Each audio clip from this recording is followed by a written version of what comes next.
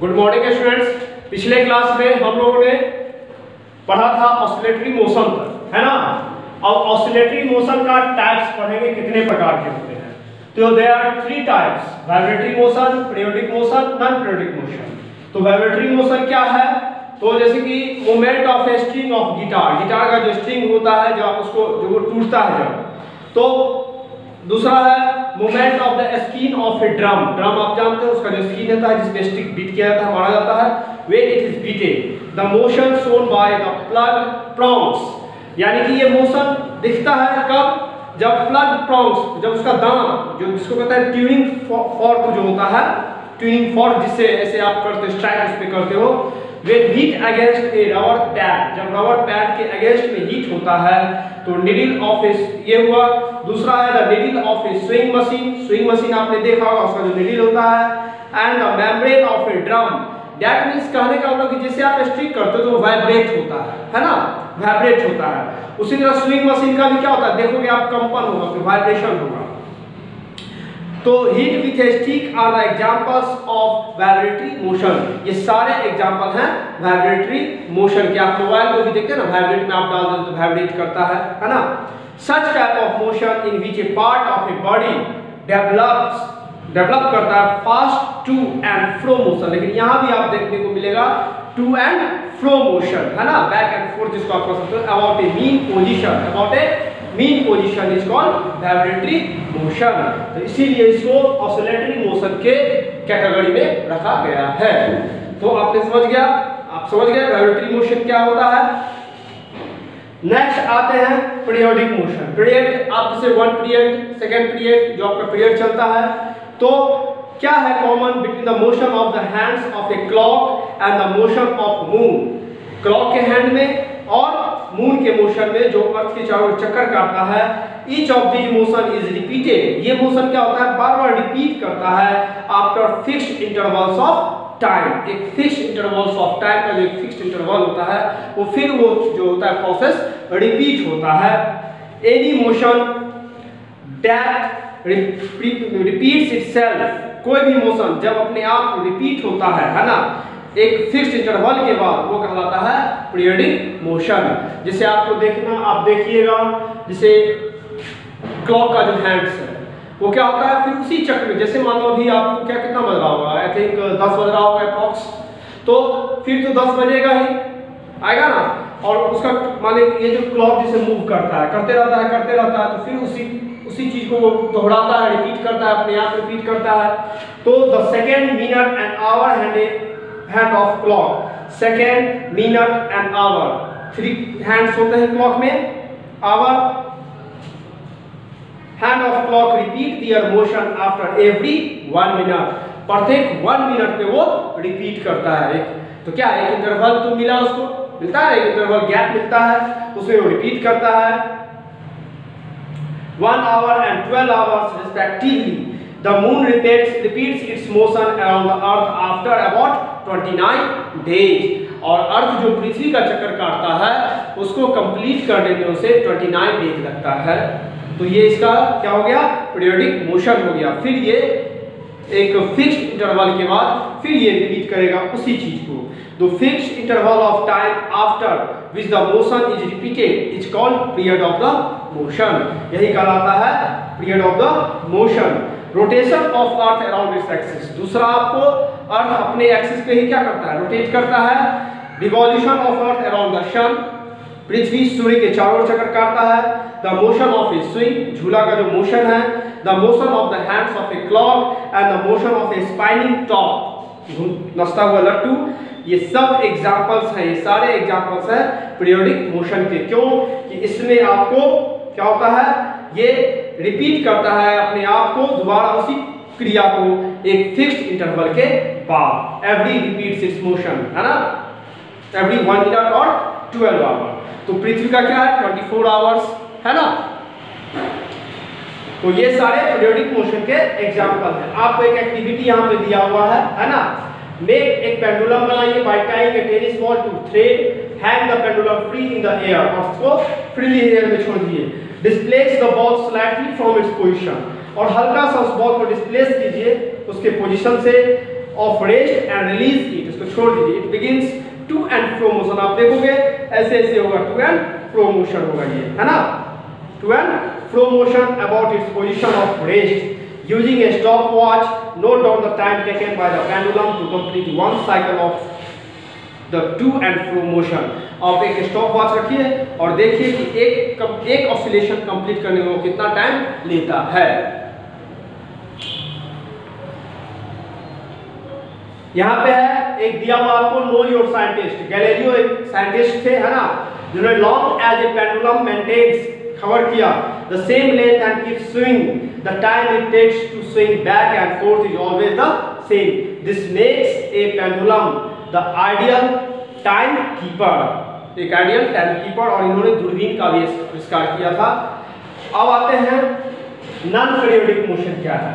Non periodic motion में क्या है, ये यहाँ पे रिपीट नहीं होता है, दोहराया नहीं जाता, अपने आप को नहीं दोहराता है एक फिक्स इंटरवल के बाद, है ना, इसीलिए इसको कहते हैं नॉन पीरियोडिक मोशन। एक ऐसा मोशन, है ना, एक ऐसा मोशन, कोई मोशन जो किसी ऑब्जेक्ट के द्वारा, किसी चीज के द्वारा दोबारा नहीं दोहराया जाता है ना, एक फिक्स इंटरवल के बाद, वो कहलाता है नॉन पीरियोडिक मोशन।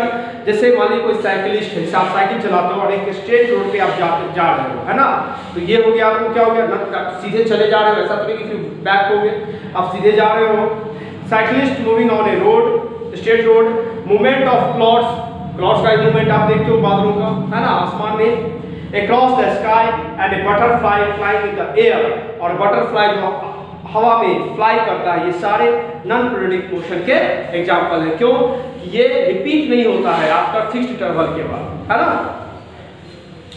अब आता है नेक्स्ट है आपका, तो आप समझ गए vibratory motion, periodic motion, non periodic motion, है ना।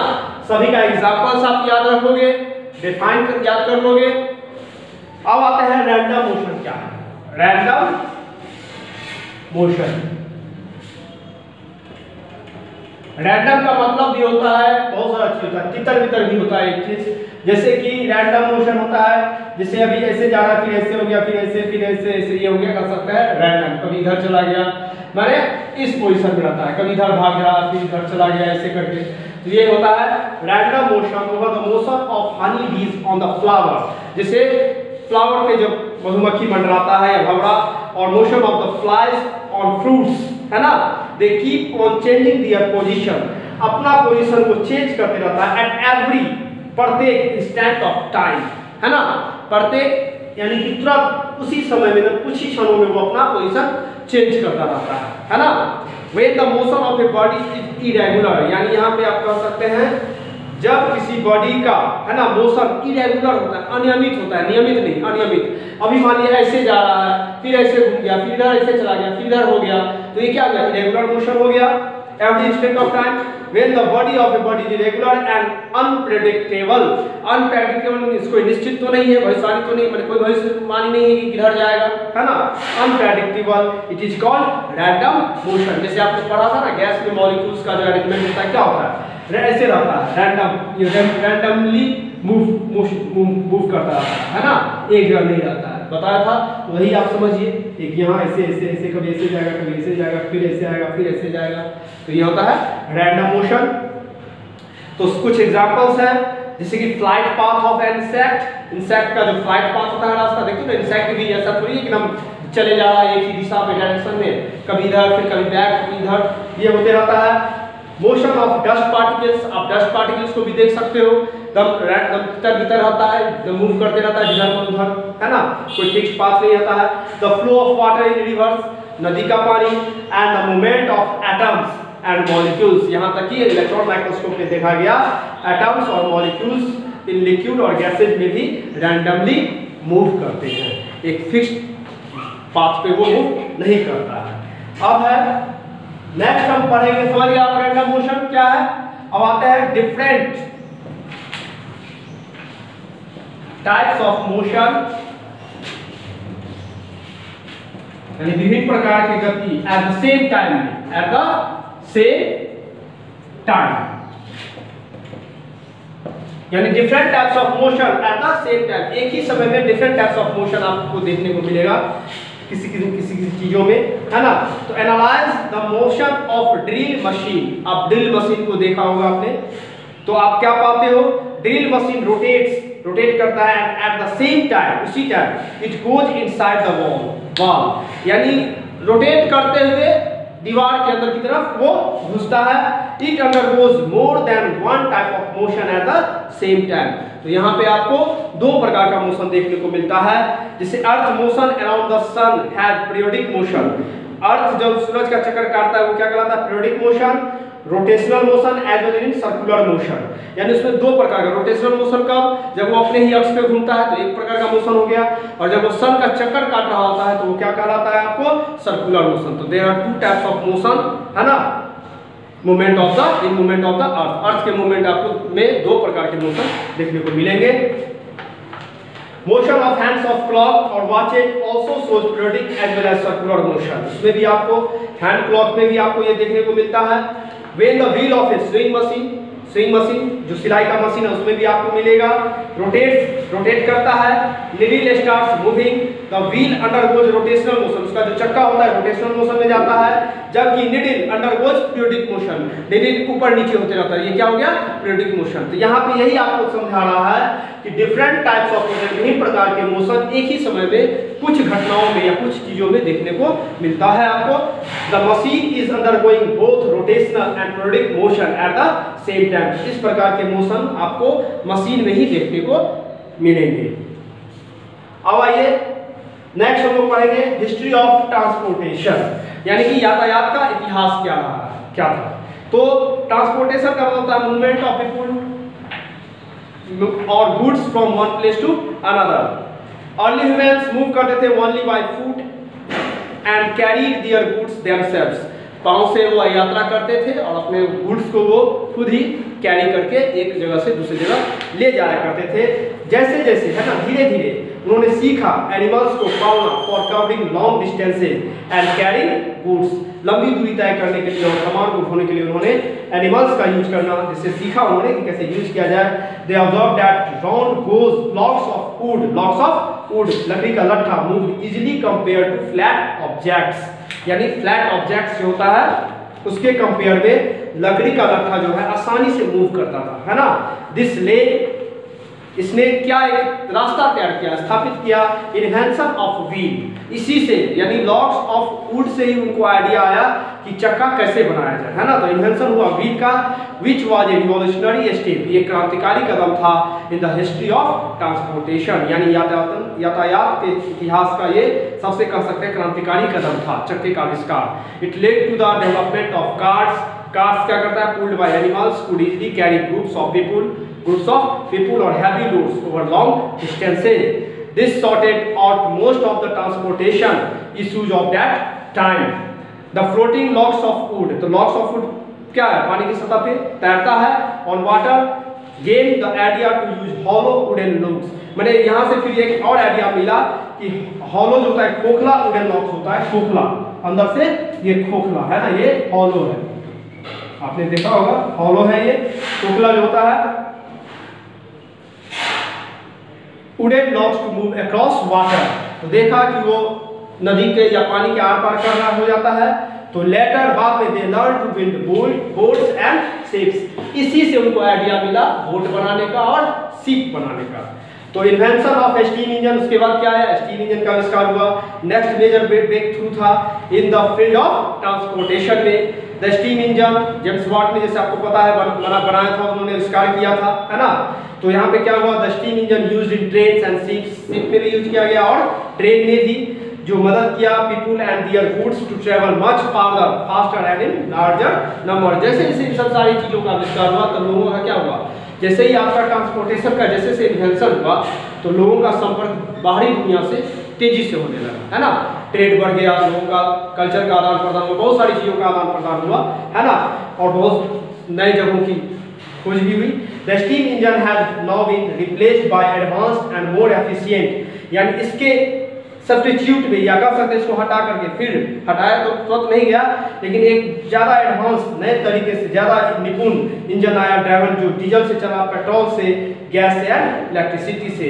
और दूसरा जो रिवॉल्यूशनरी स्टेप हुआ ट्रांसपोर्टेशन में वो था इन्वेंशन ऑफ एरोप्लेन, जो राइट ब्रदर्स ने जिसका आविष्कार किया था। People can now fly from one part of the world to another in a matter of a few hours. पहले कई महीनों कई वर्ष लग जाते थे एक देश से दूसरे देश, एक महादेश से दूसरे महादेश जाने में, लेकिन जैसे ही एरोप्लेन का आविष्कार हुआ और वो जैसे आ गया सर्विस में आ गया तो क्या हो गया, दूरियां कम, समय कम लगने लगा, दूरी लगा के बहुत कम हो गया। दिस इंक्लूड साइकिल, उसके अलावा आपके पास बहुत सारे हमारे पास व्हीकल्स हैं या ट्रांसपोर्ट कम्युनिकेशन है, साइकिल है, बाइक है, ऑटो रिक्शा, कार, बस, ट्रेन एंड एरोप्लेन। और इसका हम चूज या यूज करते हैं डिस्टेंस के हिसाब से, अपने कह सकते हैं पैसे के हिसाब से भी लोग सोचते हैं कि नहीं ज़्यादा एक्सपेंसिव है या उसके पास नहीं है, इस हिसाब से हम ट्रैवल करते हैं, है ना। हमें जो लगता है कि नहीं ये सही है हम उससे ट्रैवल करते हैं। आप इस चैप्टर को फिर से अपने आप के पर फिर पढ़िएगा, उम्मीद करता हूँ आप पढ़िएगा।